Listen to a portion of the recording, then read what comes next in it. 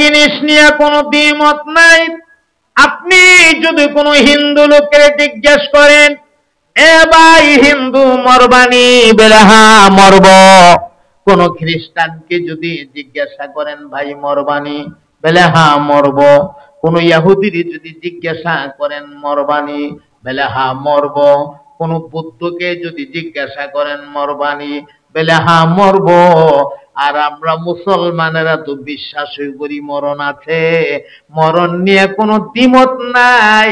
দুনিয়ার সবাই মরণ নিয়ে একমত, একটি মাত্র কারণ, হের নিজের চোখে দেখতাছে এর বাবা ছিল, আজকে বাবা দুনিয়ায় নাই। ওর দাদা ছিল, আজকে দাদা দুনিয়ায় নাই। দাদার বাবা ছিল, দাদার বাবা দুনিয়ায় নাই। এরা যেহেতু নাই, একদিন আমিও থাকবো না। কথা না এখন বিপদ হইলে মনটা না চাইলেও বিশ্বাস করুন লাগে, মরণ যে লাগবো এটা বিশ্বাস না কইরা পারে না। এই জন্য মরণ নিয়ে কোনো দ্বিমত নাই। আল্লাহ পবিত্র কোরআনে পরিষ্কার ইরশাদ করে দিয়েছেন, ইলা আজালিম মুসাম্মা, প্রত্যেকটা মানুষের জন্য নির্ধারিত একটা টাইম আছে গো ভাই। এই যে ঘড়ির কাঁটাটা ঘুরে, ঘড়ির কাঁটার মতো হায়াতের কাঁটাটাও টক টক টক টক করে ঘুরে।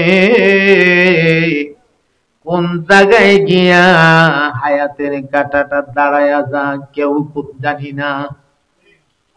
কখন দাঁড়ায়া যা হায়াতের কাঁটা কেউ জানি না। হায়াতের কাঁটা দাঁড়ায় গেলে আমার জবান আর চলবে না। হায়াতের কাঁটা দাঁড়িয়ে গেলে আবার চোখগুলি আর কাজ করবে না। হায়াতের কাঁটা দাঁড়িয়ে গেলে আমার ঠোঁটগুলি আর নড়াচড়া করবে না। হায়াতের কাঁটা দাঁড়ায় গেলে আমার হাতগুলি আর চলবে না। হায়াতের কাঁটা দাঁড়িয়ে গেলে আমার পা গুলি আর চলবে না। পায়ের জায়গায় পা আছে, হাতের জায়গায় হাত আছে, ঠোঁটের জায়গায় ঠোঁট আছে, জিহ্বার জায়গায় জিহ্বা আছে, চোখের জায়গায় চোখ আছে, কিন্তু সব অচল হয়ে যাবে। কথা বলেন ঠিক কিনা? অনেক সময় আমার যুবক ভাইয়েরা শরীরের রক্ত গরম থাকার কারণে মরণের কথা মনে পড়ে না। এই কারণে আমি আমার যুবক ভাইগুলির উদ্দেশ্যে ওয়াজটা কইরা দেয়া যাই 1 মিনিটে। বাইরে দুনিয়াতে আসার সিরিয়াল আছে, যাওয়ার কোনো সিরিয়াল নাই। কত যুবক ঘুমা, জন্মের ঘুম ঘুমায়া জাগো, আর তো ঘুম থেকে জাগতে পারে না। কত যুবক কলিজা ভরা আশা লইয়া বিদেশের বাড়িতে যাব, পরিবারের মুখে একটু হাসি ফুটাবার জন্য সবার কাছে বইলা কয়া দোয়া নিয়া কত সুন্দর কইরা বিমানে চইরা সৌদি আরব গেল, কাতার গেল, মালয়েশিয়া গেল, কত সুন্দর করে লন্ডন আর আমেরিকা গেল। হঠাৎ করে রাতের গভীরে ঘরের মধ্যে খাটের কোনায় মোবাইলটা টন টন করে মোবাইলটা বাইরে উঠছে। একজনের ঘুম ভাঙলে মোবাইলটা টান দিয়া কানে লাগাইছে, এমনি শোনা যাক কে যেন বলতেছে, আপনাদের আব্দুর রহমান দুনিয়ার থেকে বিদায় হয়ে গেছে।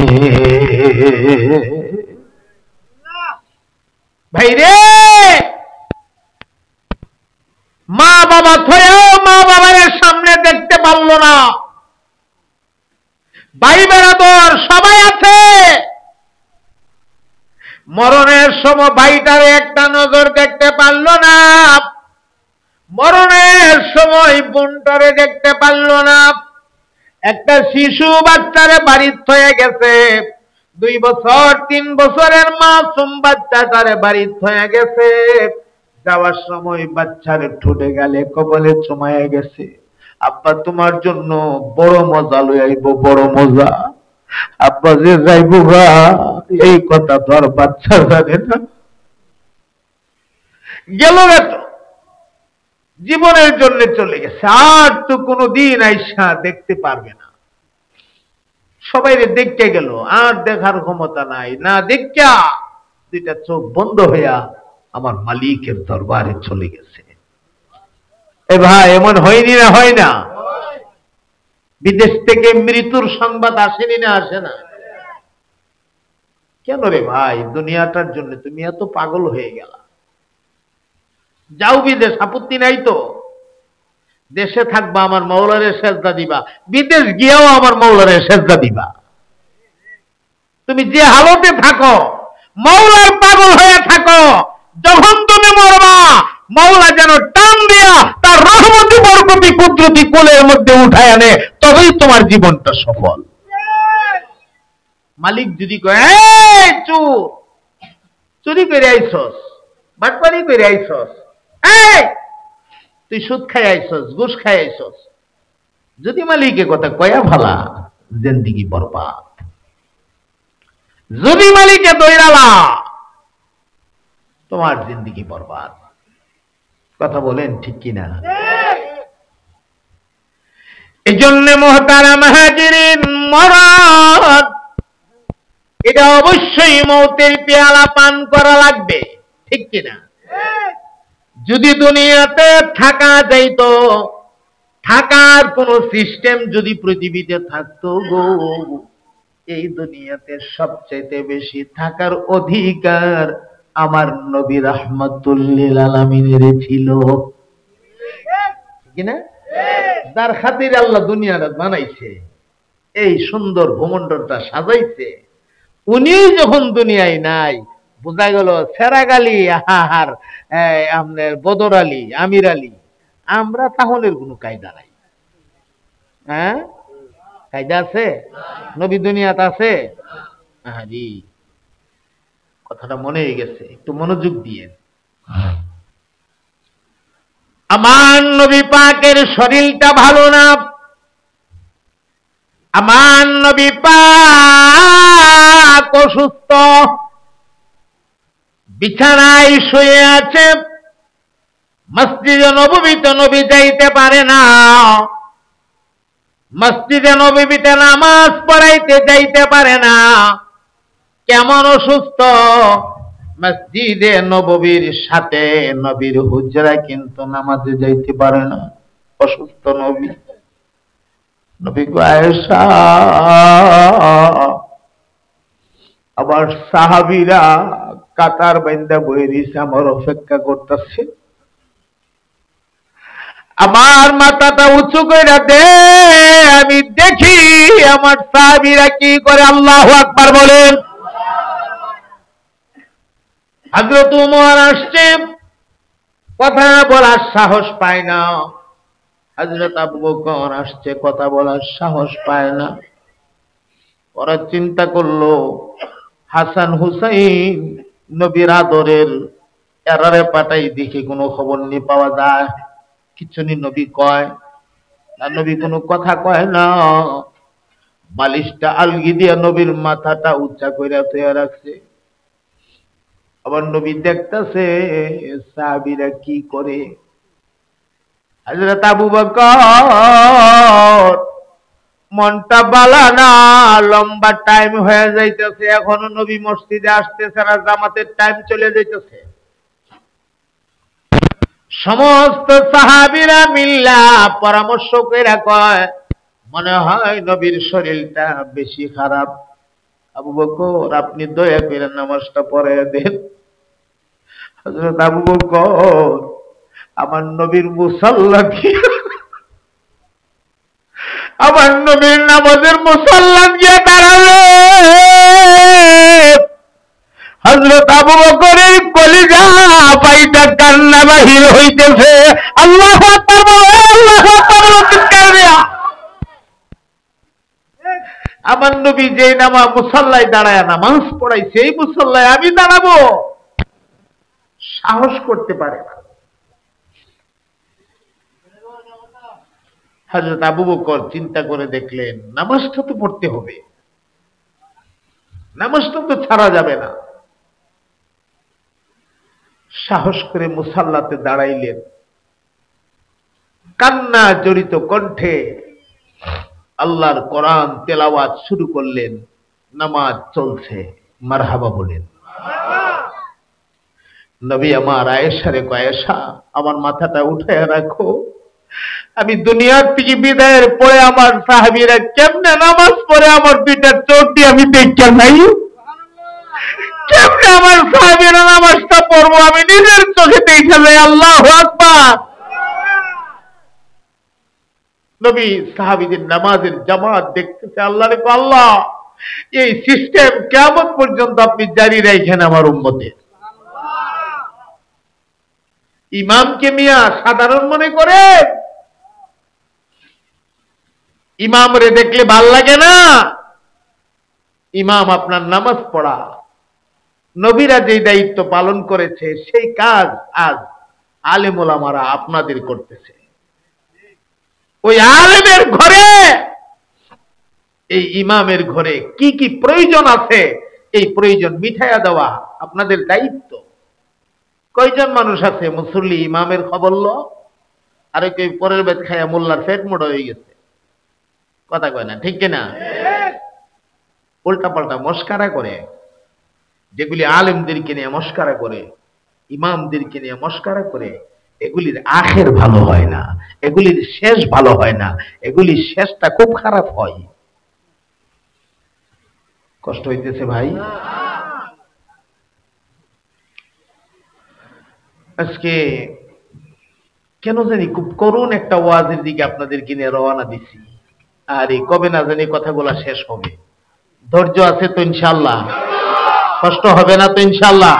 এই আমার জওয়ান তুলা মান্ডি কই, আপনারা বলেন কষ্ট হবে? আল্লাহ প্রত্যেকটা যুবকরে আপনি নবীর খাঁটি আশেক বানায়া দেন। আমার বুড়া বাবা মুরব্বী বাবারা যারা আছে তাদের হায়াতে বরকত দান করেন। একটা জিকির দেন। আমার কলবটা আসলে বিশ্বাস করেন, আমার কলবটা রসুল পাকের রওজার কাছে গিয়ে আসছি তো, যে জায়গাটা নবী দাঁড়ায় নামাজ পড়াইতেন নিজের চোখ দিয়ে দেখে আসছি তো। আমার হাজির সাহেব আমার বিয়াই, আমার খুব কাছের বিয়াই, কিন্তু ওনার আপন ভাগিনা আমার জামাই, আমার তৃতীয় মেয়ের জামাই। মারহাবা বলেন। এখনো যদিও হয় নাই, 22 তারিখে হবে, আগামী 22 তারিখে। আল্লাহ যেহেতু কবুল করে ফেলছে, আমরা কথাবার্তা বলে ফেলছি, হবে ইনশাআল্লাহ। আলহামদুলিল্লাহ। আমার বিয়াই মাত্র হজ থেকে আসছে, ওনার ছোট্ট একটা বাচ্চারে নিয়ে গেছিল হজে। আমার পুত্রা ছোট্ট একটা বাচ্চা, একবারে ছোট মানুষ। আমি তারে জিজ্ঞেস করলাম আল্লাহর ঘরে গিয়ে কেমন লাগলো, আবার যেতে মনে চায়? সে আমাকে উত্তর দিছে, যেতে মনে চায় না, শুধু আমার মনে চায় আমি সার্বক্ষণিক সেখানে থাকি। চিন্তা করছেন ছোট্ট একটা বাচ্চা কি জবাবটা দিয়েছে? আল্লাহ তার এই জবাবটাকে কত পছন্দ করছে, আল্লাহ কত খুশি হয়েছে। বাচ্চা মানুষের মুখের এই জবাব।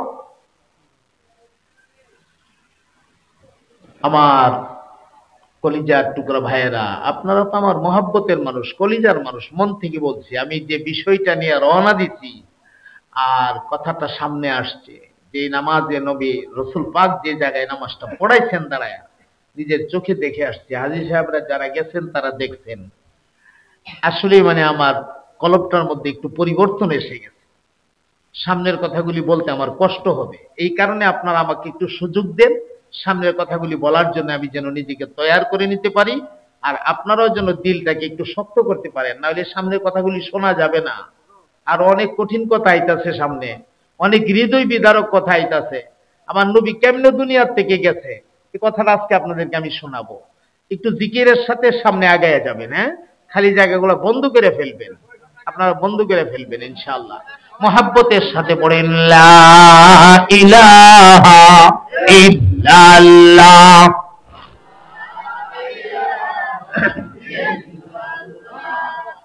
লা ইলাহা ইল্লাল্লাহ,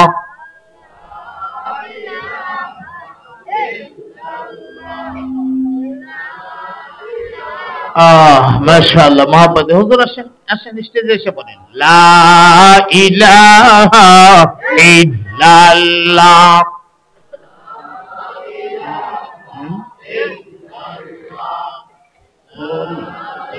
রসগোল্লা, রসগোল্লা না, চিনি ছাড়া। একটু মহব্বতে পড়েন, মহব্বতে লা ইলাহা ইল্লাল্লাহ।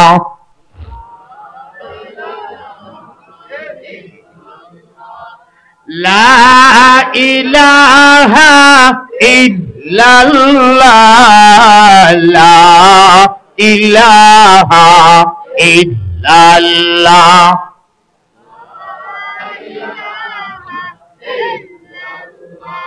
লা ইলাহা ইল্লাল্লাহু মুহাম্মাদুর রাসূলুল্লাহ সাল্লাল্লাহু। নামাজ শেষ হয়ে গেল, সালাম ফিরানি পর্যন্ত আমার নবী তাকায়া রইছে, তাকায়া তাকায়া দেখছে। হযরত আবু বকর নবীর নামাজের মুসাল্লায় দাঁড়ায়া নামাজ পড়াইছে। আবু বকরের কলিজা ফাইটা যেন আওয়াজ বাইরিতেছে, হায়রে আজকে নবীর পেছনে নামাজ পড়তে পারলাম না। সাহাবীরার মধ্যে কান্নার রোল পড়ে গেছে। মসজিদে নববীর ভেতরে সবাই যার যার মতো করে কান্দে। কেউ তো কাঁদতে কাঁদতে জমিনের মধ্যে লুটাইয়া বসছে, কারণ নবীরে যে কত ভালোবাসতেন সাহাবীরা, এটা বুঝাইবার মতো, উদাহরণ দেওয়ার মতো কোনো ব্যাখ্যা বর্তমান দুনিয়াত নাই। এমন আশেক নাই। এখন তো আশেক যা আছে আমরা সব মুখ দিয়া আশেক, অন্তর দিয়া আশেক না। সাহাবীরা যার ঝাড় করে কাঁদতেছে। এ ভাই, পুরা মদিনাতে যেন একটা মাধ্যম জারি হয়ে গেছে। মসজিদে নববীর ভেতর থেকে কান্নার সুর শুধুমাত্র ভেসে আসে। এমন সময় আমার নবীর শরীরে একটা চাদর দেওয়া, চাদর। নবী আমার ফাতেমাকে ডাক দিয়া কয়, নবী কন্যা কাছে বসা। ফাতেমারে ডাক দিয়া কয়, ফাতেমা মারে। দরজার সামনে দাঁড়ায়া কে যেন বারবার সালাম দিতেছে আর ঘরের ভেতরে আসার জন্য অনুমতি চাইতেছে। মা একটু তাকায়া দেখ না। হযরতে ফাতেমা নবী নন্দিনী বিশ্বদুল আলিম খাতুনে জান্নাত ফাতেমা রাদিয়াল্লাহু তাআলা আনহা দরজার কাছে গিয়া তাকায়া দেখে, রে ভাই, এত বড় বিরাট এক মানুষ দেখা যায়, পাগুলি যেন জমিনে, মাথা যেন গিয়ে আসমানের মধ্যে ঠেকছে। এত লম্বা দেখা যায়, এত বড়। চিল্লি মারছে, কি দেখলাম এটা? ভয় পেয়ে গেছে। দেখবেন, আপনারাও দেখবেন, আমিও দেখব। কে হতে পারে উনি বলেন তো? হ্যাঁ, বুঝে ফেলাইছেন? আজরাইল। আজরাইলকে দেখলে মানুষের কলিজা এমন ভাবে শুকায়া যা। হযরত শেখ সাদি বলছে, 7টা দরিয়ার পানি মুখের মধ্যে ডাইলা দিল, কলিজার পানির পিপাসা মিটত না। তাহলে কেমন ভয়টা ভাইব আজরাইলকে দেখা। ফাতেমা ভয় পেয়ে গেছে। হযরতে ফাতেমা ডাক দিয়া বললেন, ওগো আমার আব্বাজি, এটা কি দেখলাম গো বাবা? এত বড় মানুষ মক্কা মদিনার ভেতরে জীবনে কোনোদিন দেখি নাই গো আব্বা। ও কি দেখছো?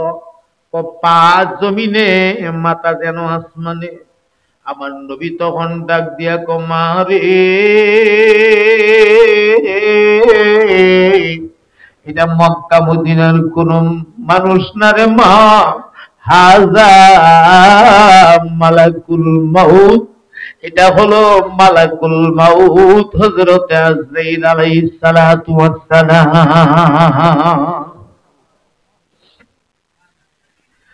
ফাতেমা দুইটা চোখের পানি ছাইড়া দিয়ে কান্দে, আর ডাক দিয়ে কয়, আব্বাজি আপনার শরীর ভালো না, আপনি অসুস্থ, বিছানায় শায়িত, মসজিদে নববীতে নামাজ পড়াইতে যাইতে পারেন নাই। আজরাইল কেন আমরার ঘরের দরজায় আসলো? অনুমতি দেব না। আজরাইলকে ঘরের ভেতরে আসার জন্য অনুমতি দেব না। আমি ফাতেমা বাধা হয়ে দাঁড়াবো, আমার জান যাইতো যাইবো, কিন্তু আজরাইল রে ঘরে ঢুকতে আমি দেব না। আমার নবী তখন ডাক দিয়া কো, মারে মক্কা মদিনার সব মানুষেরা আমারে গ্রাউ করে রাখতে পারো, রাখা সম্ভব, কিন্তু মালাকুল মাউত আজরাইল রে ফিরাইয়া রাখা সম্ভব না। নবী আমার এটাও ডাক দিয়া কয়, রে মা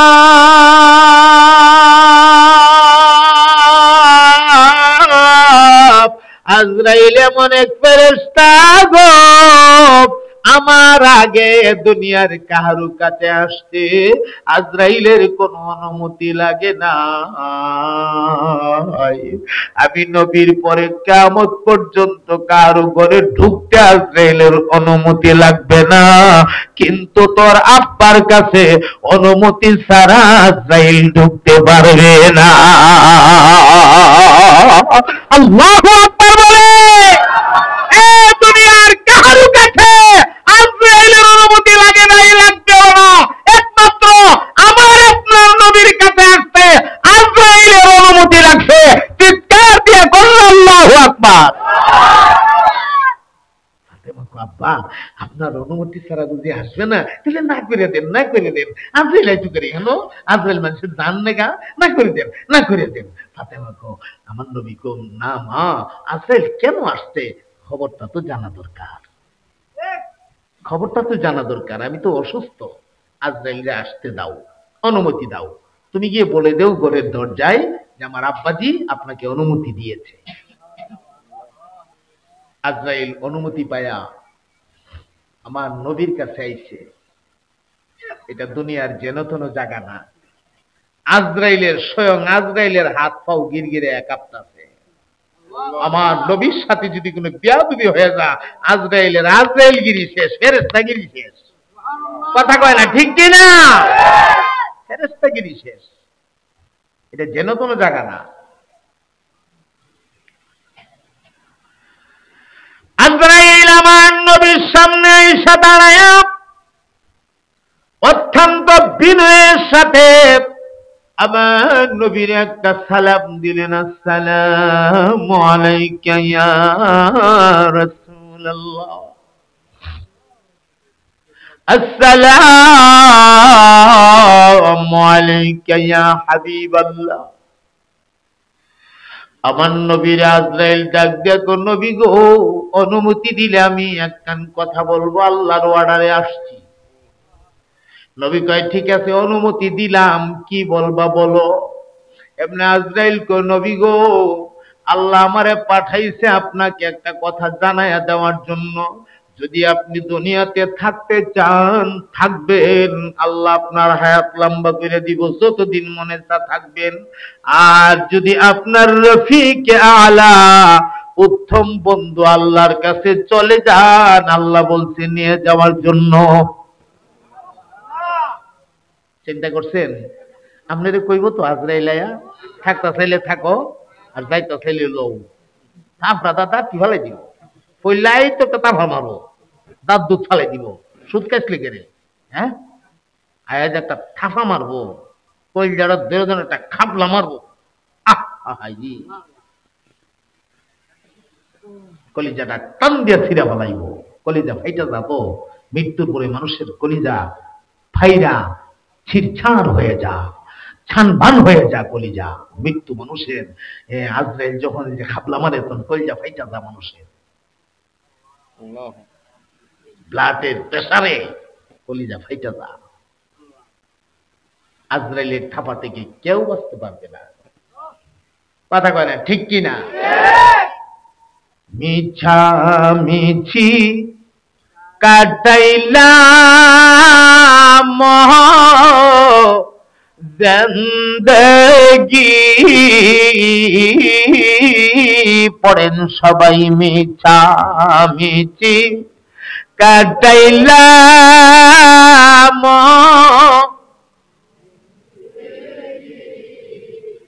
এ দুনিয়ায় যা করলাম সব মিথ্যা।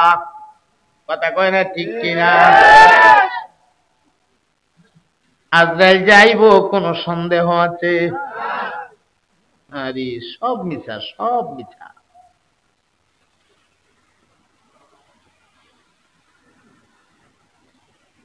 আজরাইল কথাটা এখানে শেষ দিয়ে লই, এরপরে কথাটা কমনে গজলটা শোনা মনে।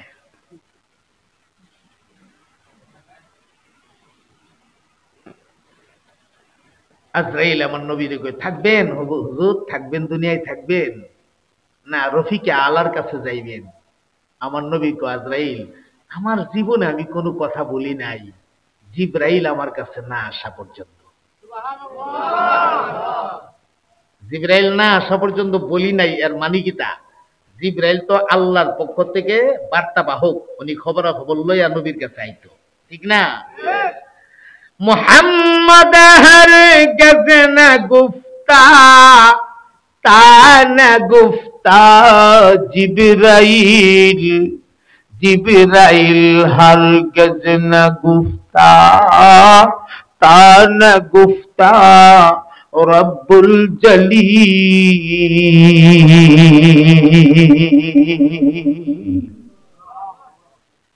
মুহাম্মদ সাল্লাল্লাহু আলাইহি সাল্লাম কোনো কথা বলতেন না যতক্ষণ না জিবরাইল নবীর কাছে আসতেন, আর জিবরাইলও কোনো কথা বলতেন না যতক্ষণ না জিবরাইলকে আল্লাহ বলতেন। অর্থাৎ আল্লাহ জিবরাইলকে কোনো বার্তা দিলে এই বার্তা লয়ে জিবরাইল নবীর কাছে আসতো, আর নবী বার্তাটা পাইয়া এরপরে কইতো। মন ভরা একটা কথাও বলে নাই। ওমা ইয়ানতিকু আনিল হাওয়া ইন হুয়া ইল্লা ওয়াহয়ি ইউহা। কথা বলেন, ঠিক কিনা? এইজন্য আমার নবীর প্রতিটা কথা ওহী, আমার নবীর জীবনের প্রতিটা কথা ওহী। ইচ্ছা করে নবী মন করা একটা কথা বলে নাই। আমরা তো কত কথা কইয়া ফেলাই, শাস্ত্র বইলে কথার মালা বানায় ফেলাই, কথার মালা, কত কথা, অমুকের কথা তুমুকের কথা, এই কথা সেই কথা। আরে ভাবে মুহদা হই হুডে, এটা হুবে থাকতে পারে ওই না। কথা যত কইবা ভুল তত হইব, কথা যত কম কইবা ভুল তত কম হইব। কথা বলেন, ঠিক কিনা?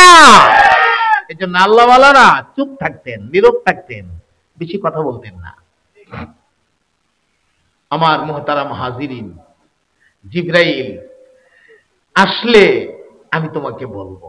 আজরাইল রে আমার নবী কইতাছে, এমনি হঠাৎ করে শুনে একটা সালামের আওয়াজ শোনা যায়। কি শোনা যায়?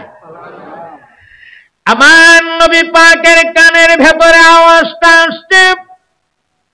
এতদিন জিবরাইল নবীর কাছে সালামটা দিত, আজকে একটু দূর থেকে সালাম মেরে দিছে। আমার নবীর কানে সালামটা বাজার সাথে সাথে নবী ধইরা পালাইছে এটা জিবরাইলের সালাম। কারণ জিবরাইল তো আমার নবীর কাছে একবার দুইবার না, জীবনে 24,000 বার আসছে। কোন নবীর কাছে এতবার আসে নাই। কোন নবীর কাছে 5 বার, কোন নবীর কাছে 10 বার, 10টা হুকুম লয়া, কোন নবীর কাছে 12 বার, 14 বার, 15 বার, 20 বারের উপরে পাওয়া যায় না। আর আমার নবীর কাছে জিবরাইল আসছে 24,000 বার। এত আসছে সুবহানাল্লাহ। কত হাজার বার? আমার নবী পাকের কানে শব্দ বাইজা গেছে জিবরাইলের সালাম, আসসালামু আলাইকা ইয়া রাসূলুল্লাহ। আজরাইল কিন্তু এখনো ঘরে বসা। নবী ডাক দিয়া কো, ফাতেমা। জিবরাইল আইসা পড়ছে, রে মা সালাম আমার কানে বাইজা গেছে। জিবরাইল নবীর কাছাকাছি আয়া সালাম পেশ কইরা তখন নবীকে বললেন, ইয়া রাসূলুল্লাহ, আমি জানি এই মুহূর্তে আপনি আমার অপেক্ষায় আছেন। বলে কেমনে জানো? বলে আমি কি এমনি কিচ্ছু জানি? কেমনে জানো? বলে আল্লাহ আমারে জানাইছে। কেন আমার অপেক্ষায় আছেন বলেন? আমার নবী তখন ডাক দিয়া কয়, এ জিবরাইল, আজরাইল যে আমারে কোন কথা কয়? বলে কি তা কয়? আজরাইল বলতেছে, আমি যদি দুনিয়াতে থাকতে চাই আমার নাকি আমার আল্লাহ থাকার অনুমতি দিবে, আর যদি আল্লাহর কাছে যাইতে চাই তাহলে নাকি আমাকে নিয়ে যাবে। এই ব্যাপারে আমার মওলা পাকের অর্ডারটা কি আমারে শোনাও। এমনি জিবরাইল আমিন আল্লাহর কোরআনের কান আয়াত পড়া শোনাইছে, ইন্নাকা মাইয়িতুন ওয়া ইন্নাহুম মাইয়িতুন।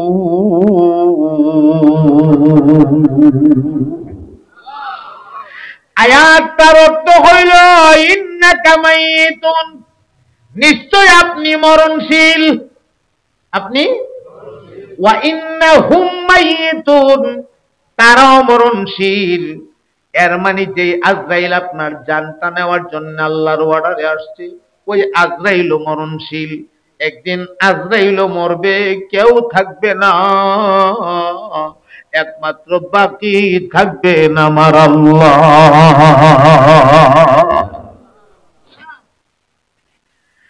তবে জিবরাইল জানিয়ে দিলেন, নবী গো,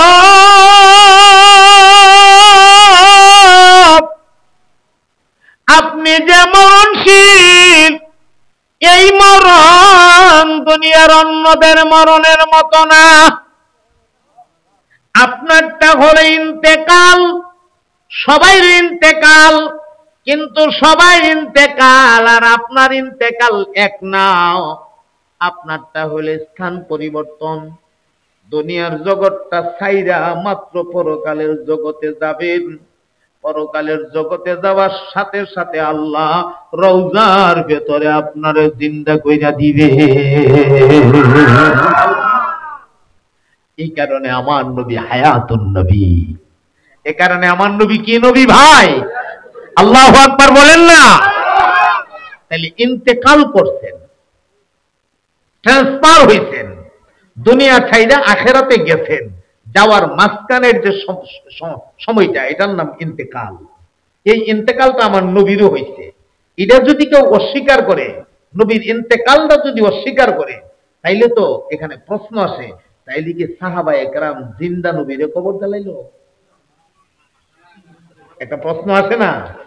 তাইলে কি সাহাবীরা জিন্দা নবীরে রওজার ভিতরে রেখে দিল? নাউজুবিল্লাহ। কথাটা এমন আসে না?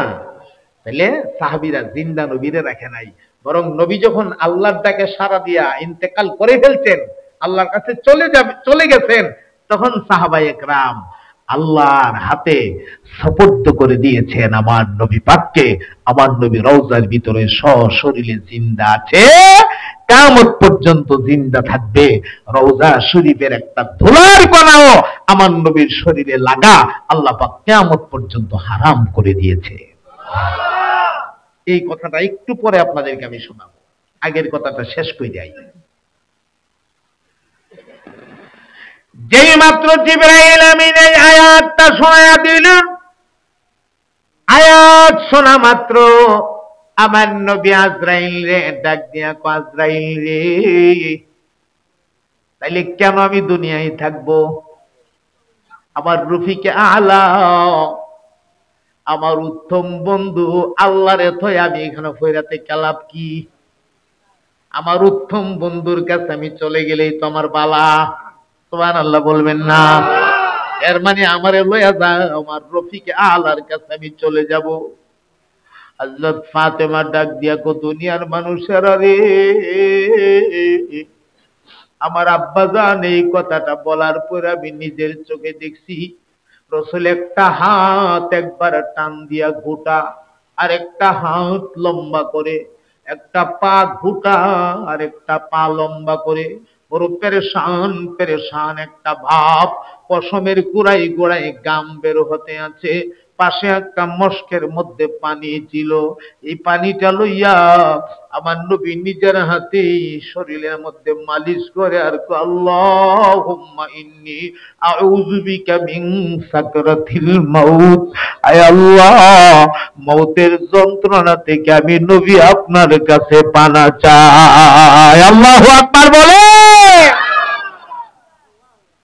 আমার ভাইয়েরা, তাইলে মওতের যন্ত্রণা আমার নবীর যদি এমন হয়, আপনার কেমন হবে? বুঝতেছেন? এখন একটা প্রশ্ন জাগে, নবীর কেন কষ্ট হবে? মওতের যন্ত্রণা কি তাহলে নবীরও হইছে? বলে হ্যাঁ হইছে। ওলিদের হয়? বলে হ্যাঁ হয়। তাহলে বেশ কমটা কি? আমার আর ওলির মধ্যে বেশ কম কি? আমিও মরণের কষ্ট ভোগ করলাম, ওলিও করলো, নবীও করলো, তো বেশ কমটা কি? বেশ কমটা বুঝাই একটা মেসাল দেই।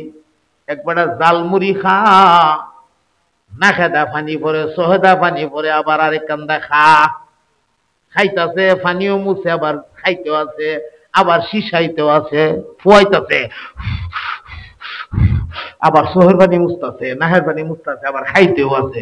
বলে কিতারি কিতা হয়েছে? মানে জালও মারাত্মক জাল। জাল হইলে খাস করে বলে মজাও লাগে। বলে কিতা লাগে? জাল হইলে খাস করে বলে কিতা লাগে? মজাও লাগে। ও আচ্ছা, ইলিয়া খাইতেছ, যেতে খাও, মজা লাগলে খাও। তাহলে মজা লাগলে খাইতাম, মজা যখন লাগে খাইতাছি, একটু জাল লাগলে লাগো। অর্থাৎ জালের যে কষ্টটা, এটা ভুললা জায়গা মজার ছুটে। একটু খেয়াল করেন কথাটা। জালের কষ্টটা ভুললা জায়গা কিসের ছুটে? মজার ছুটে। আরেকটা উদাহরণ দেই, খুব মনোযোগ দিয়ে। আমার ভাইয়ারা, এক বেচারা ওই যে আপনার কাজ করে বা কর্ম করে, মাঠে ময়দানে কাজ করে, আল্লাহু আকবার, কর্ম টর্ম কইরা সেইরা কর্মের মানুষগুলা কিন্তু ঘুমের মধ্যে বড় গাদা, ঠিক না? গাদা মানে ঘুমা বেশি, কষ্ট করছে তো ঘুমটা বেশি হয়, এটা বালা। বেটা কাম টাম কইরা সেরা ঘুমাইছে। ভাই বেড়াদর, আত্মীয় স্বজন, বাড়ি ঘরে সবাই জানে গাঙ্গের হেফার সলমুদ্দির মেয়ের সাথে এর সম্পর্ক। এদিকটা মা পাহারা দে, হেজন্য এখানে যাইতো না পারে, সারাদিন কষ্ট করে, রাইতুল আবার হিয়ানো গিয়া ডিউটি করে, যাইতো যেন না পারে। বাবা পাহারা দে, বড় ভাই পাহারা দে, বড় বোন পাহারা দে, সবাই পাহারা দে, হে যেন যাইতো না পারে। রাত বাজে একটা, কনকনে শীত, আবার হালকা বাতাস, টিনটিনি বাতাস, বেটার ঘুম ভাঙ্গে গেছে গা। ঘুম ভাঙ্গে গেছে বড়ই, গরির দিক তাকায় দেখে একটা বাজে।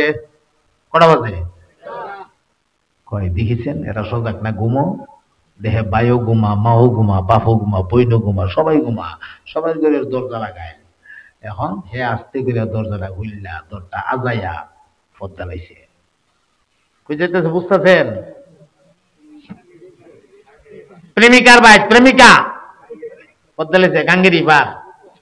এখন গাঙ্গের হেপার যে যাবো, অত রাত হেল লাগি কেন?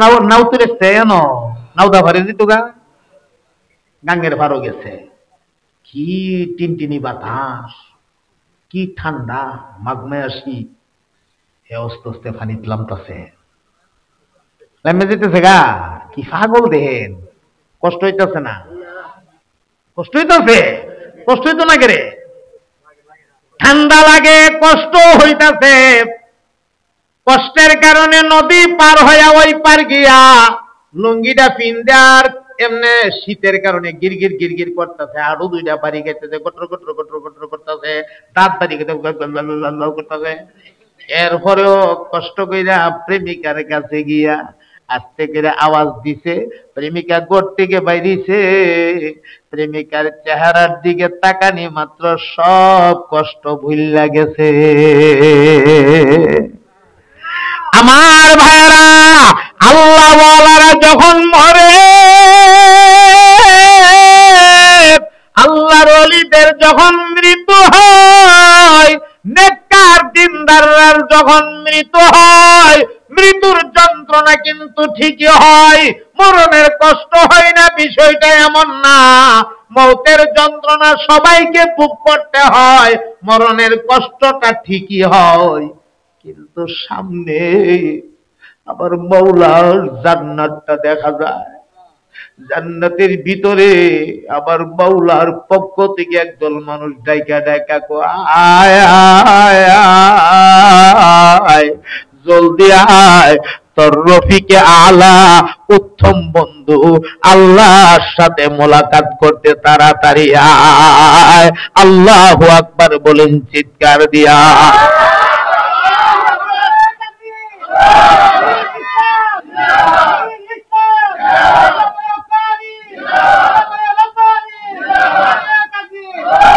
ওই যে জান্নাত থেকে ডাকে, উদখুলুহা বিসালামিন আমিনিন, নিরাপদের সাথে জান্নাতে ঢুকে যাও, আয় আয় আয়, তাড়াতাড়ি আয়, আমরা তোমারে ফুল লইয়া দাঁড়ায় রইছি স্বাগতম জানানোর জন্য। তোমার উত্তম বন্ধু মহান আল্লাহ তোমার অপেক্ষায় আছে। আল্লাহর সাথে যে দেখা হবে, মোলাকাত হবে, এই মোলাকাতের আশায় মৌতের যন্ত্রণা ভুইলা যায়। কষ্টটার কষ্ট মনে হয় না, কষ্টটার কষ্ট মনে হয় না। আমার নবী পাকের কষ্ট হলেও কষ্ট তো অন্যরা দেখতেছে, কাছে যারা বসা, কিন্তু নবী তো কষ্ট অনুভব করতে পারতেছে না, কারণ রফিকে আলার কাছে যাবে। আল্লাহু আকবার বলেন। আমার নবী পাক যখন দুনিয়ার থেকে বিদায় হয়ে যাবে, পূর্ব মুহূর্তটার মধ্যে নবীর দুইটা চোখ দিয়া পানি বেরিয়ে গেছে। জানটা যখন বেরিয়ে যাইব, এর আগে দুই চোখ দিয়া পানি বেরিয়ে গেছে। আল্লাহ, এমন সময় জিবরাইল আমার নবীর জিগা, নবী গো কান্দেন কেন, দুনিয়ার লাগি কি মায়া লাগে? নবী কো, না না, দুনিয়ার লাগি মায়া লাগে না। কেন কান্দেন? ফাতেমার লাগি মায়া লাগে বুঝি? না, ফাতেমার লাগি মায়া লাগে না। জিবরাইল ডাক দিয়া কো, ফাতেমার এত টেনশন করে লাভ নাই, ফাতিমা তো সাইয়্যিদাতুন নিসাই আহলিল জান্নাহ, আপনার ফাতেমা তো জান্নাতের সমস্ত নারীদের সর্দারিনী হবে। ফাতেমার লাগি টেনশন করে লাভ কি? ফাতেমার লাগি কান্দেন? কয় না। তাহলে বুঝছি হাসান হুসাইনের জন্য বুঝি কান্দেন। আমার নবী কো, না না। জিবরাইল কো, কেন কাঁদবেন হাসান হুসাইনের জন্য? আল হাসান ওয়াল হুসাইন সাইয়্যিদা শাবাবি আহলিল জান্নাহ, হাসান হুসাইন জান্নাতে সমস্ত যুবকদের সর্দার হবে, তারা লাগি কান্নার তো কোনো কারণ নাই। আমার নবী কো, না, হাসান হুসাইনের জন্য আমি কান্দি না। এমনি জিবরাইল ডাক মারছে, ওগো নবীজি, দুনিয়ার জন্য কাঁদেন না, ফাতেমার জন্য কাঁদেন না, হাসান হুসাইনের জন্য কাঁদেন না। তাহলে কাঁদেন কেন? কেন আপনি কাঁদেন গো? আপনি দয়া করে কি কান্নার কারণটা আমার কাছে বলবেন? আমি তো সহ্য করতে পারতেছি না, আপনার চোখের পানি আমার কলিজা ফাইটা যাইতাছে। কারণ 24,000 বার আপনার কাছে আমি আইছি গেছি খবর লয়া, আপনাকে যে আমি কত ভালোবাসি এটা আমি জানি, আমি জিবরাইল জানি। আবার কলিজা ফাইটা যাইতাছে আপনার চোখের পানি দেখা, কেন আপনি কান্দেন? তখন আমার নবী ডাক দেখো, জিবরাইল রে, আমি কান্দি আমার গুনাহগার উম্মতের জন্য।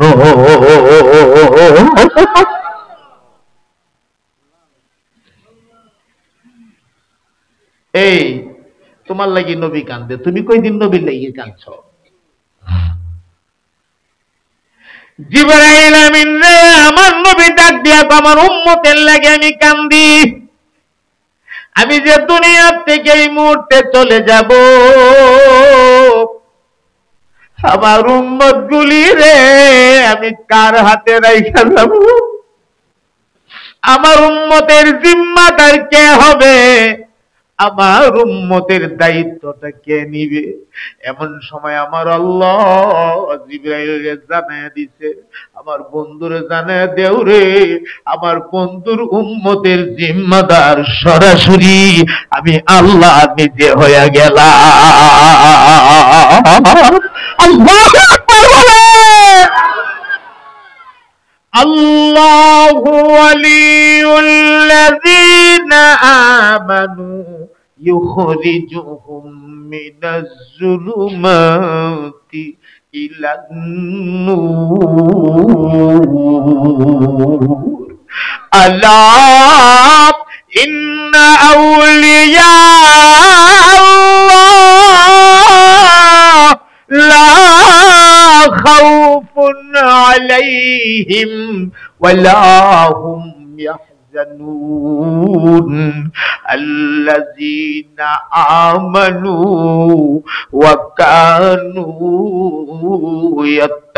يتقون لهم البشرى في الحياة الدنيا وفي الآخرة لا تبديل لكلمات الله لا تبديل لكلمات الله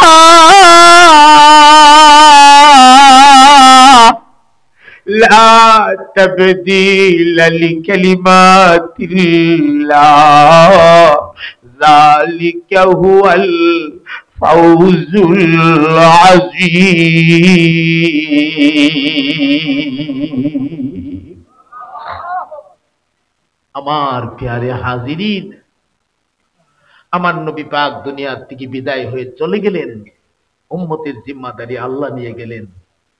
চলে যাওয়ার পরে হযরত ফাতেমার কি হাল হয়েছিল, কি বলেছিল ফাতেমা?